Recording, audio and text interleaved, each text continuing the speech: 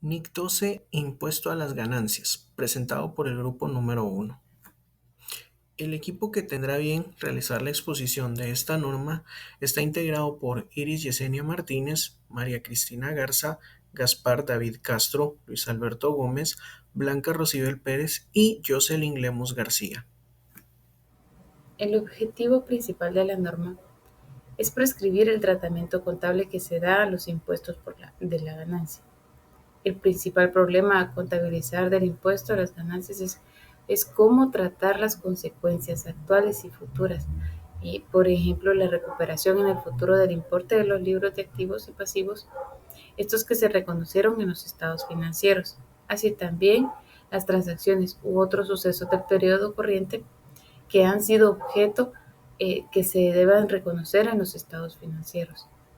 También nos exige que las entidades que contabilicen las consecuencias fiscales de las transacciones y otros sucesos económicos, estos se deben de hacer de una manera que contabilicen las mismas transacciones y sucesos. Así también verificar el efecto de las transacciones y otros sucesos que se reconocen.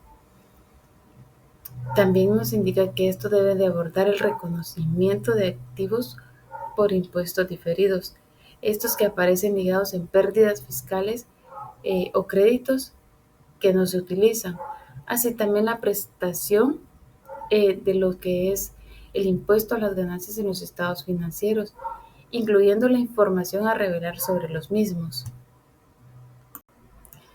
En cuanto al alcance, tenemos que esta norma se aplicará únicamente para la contabilización del impuesto a las ganancias.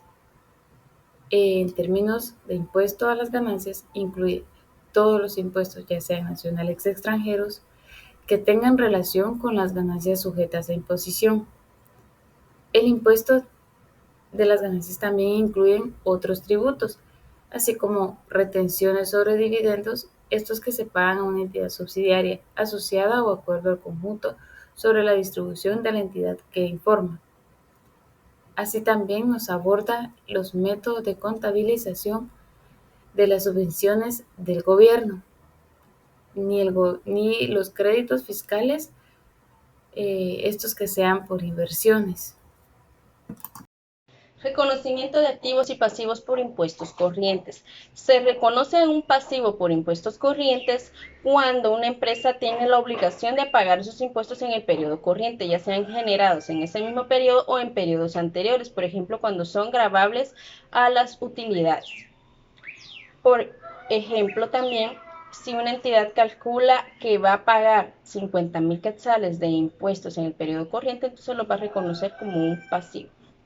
En los activos por impuestos corrientes, una entidad va a reconocer un activo cuando haya pagado en exceso un impuesto o tenga créditos fiscales que puede utilizar durante el periodo fiscal corriente.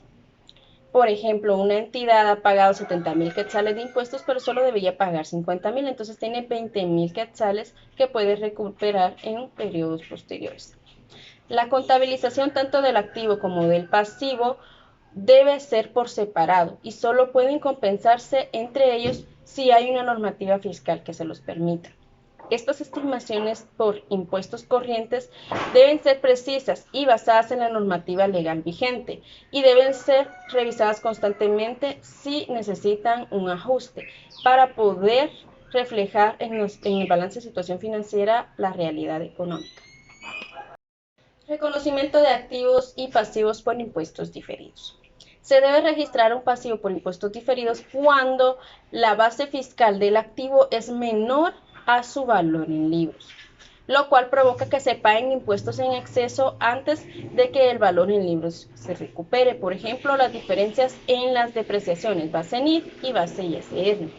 A diferencia del reconocimiento de los activos por impuestos diferidos, se reconoce cuando existen diferencias temporarias deducibles o pérdidas fiscales no utilizadas o también créditos fiscales no utilizados. Por ejemplo, cuando se tienen estimaciones base para cuentas incobrables, base NIF y base ISR que son diferentes. La compensación entre activos y pasivos solamente es posible si existe una normativa legal que lo permite y generalmente estos se van a clasificar en el balance como no corrientes. Pérdidas y créditos fiscales no utilizados. Esto viene del tema de reconocimiento de pasivos y activos por impuesto diferido, ¿sí? Bueno, acá en el párrafo 34 se refiere a que las situaciones en las que una entidad tiene pérdidas o créditos fiscales acumulados que no han sido utilizados. Una entidad reconocerá un activo por impuestos diferidos si es probable que pueda compensar estas pérdidas o créditos fiscales, obviamente no utilizados, con ganancias fiscales en periodos posteriores. Sin embargo, este reconocimiento está sujeto a ciertos criterios, ¿sí? La disponibilidad de ganancias futuras, que si reconocerá el activo por impuestos diferidos, si es probable que la entidad tenga suficientes ganancias en el futuro, con las cuales cargar las pérdidas o créditos fiscales no utilizados. Las diferencias temporarias disponibles. Si la entidad debe tener suficiente diferencia temporarias disponibles o evidencias convincentes de que dispondrá de suficiente ganancia fiscal en el futuro. También habla del historial de pérdidas recientes. Si la entidad ha experimentado pérdidas recientes, procederá al reconocimiento del activo por impuestos diferidos, solo si cumple los criterios anteriores. Bueno, en resumen, el reconocimiento de activos por impuesto diferido relacionados con pérdidas y créditos depende de la probabilidad de disponer de ganancias fiscales futuras. Eso. Reconsideración de activos por impuestos diferidos no reconocidos. Es un concepto importante en la NIC 12, impuestos a las ganancias. Y les voy a explicar un poco al respecto, ¿sí? Cuando una entidad evalúa sus activos por impuestos diferidos al final del periodo sobre el que se informa, puede identificar activos por impuestos diferidos que no han sido reconocidos previamente, ¿sí? La NIC 12 establece que si es probable que las futuras ganancias fiscales permitan la recuperación de esos activos, deben ser registrados en los estados financieros. En otras palabras, si la entidad espera generar ganancias fiscales en el futuro que permitan utilizar esos activos por impuestos diferidos no reconocidos, entonces estos se deben reconocerlos en sus estados financieros. Sin embargo, este reconocimiento está condicionado a la probabilidad de que las ganancias fiscales, las ganancias fiscales futuras sean suficientes para permitir la recuperación de dichos activos. Espero que esta breve explicación le haya ayudado a comprender un poco o mejor el concepto del tema de la reconsideración de activos por impuestos diferidos no reconocidos. Inversiones en subsidiarias, sucursales y asociadas y participación en negocios conjuntos. Para esta clase de operaciones, la NIC 12 nos dice que las diferencias que existen en la base fiscal del valor en libros son las que generan las diferencias temporarias. Por lo tanto, de esta manera es que se crea un impuesto diferido. La NIC 12 nos dice también que debemos reconocer un pasivo por impuesto diferido generado por todas las diferencias temporarias siempre que sean imponibles, excepto cuando y deben cumplirse las dos condiciones en el mismo momento, que la controladora, inversor, participante en un negocio conjunto u operador conjunto sea capaz de decidir en el momento de la reversión de las diferencias temporarias y es probable que la diferencia temporaria no se revierta en un futuro previsible.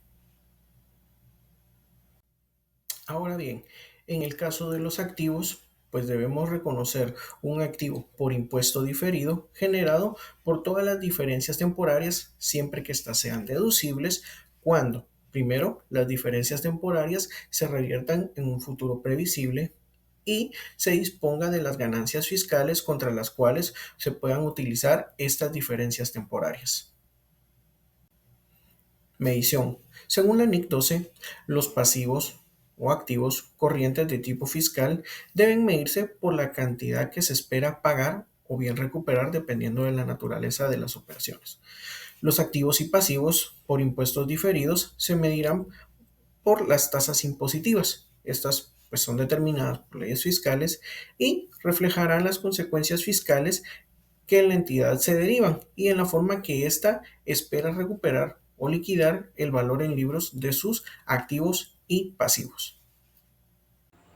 En seguimiento a lo antes expuesto, en esta ocasión voy a hablarles sobre el reconocimiento de impuestos corrientes y diferidos, que esa norma significa que es esencial para mantener la coherencia entre la contabilidad y los aspectos fiscales de una transacción o evento económico.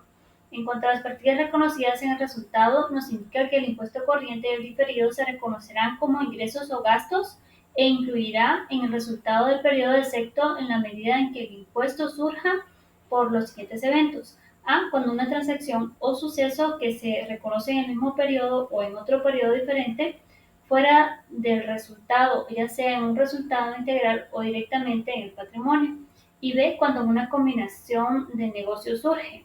Esto cuando es distinta la adquisición de una entidad de inversión, tal como lo define la NIC 10, estados financieros consolidados, y que una subsidiaria requiere medir el valor razonable con cambios en los resultados.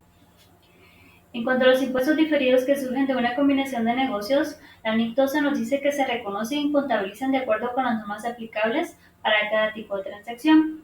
Eso implica considerar cualquier diferencia entre el valor contable de los activos y pasivos adquiridos y su base fiscal, lo que puede generar pasivos y activos por impuestos diferidos.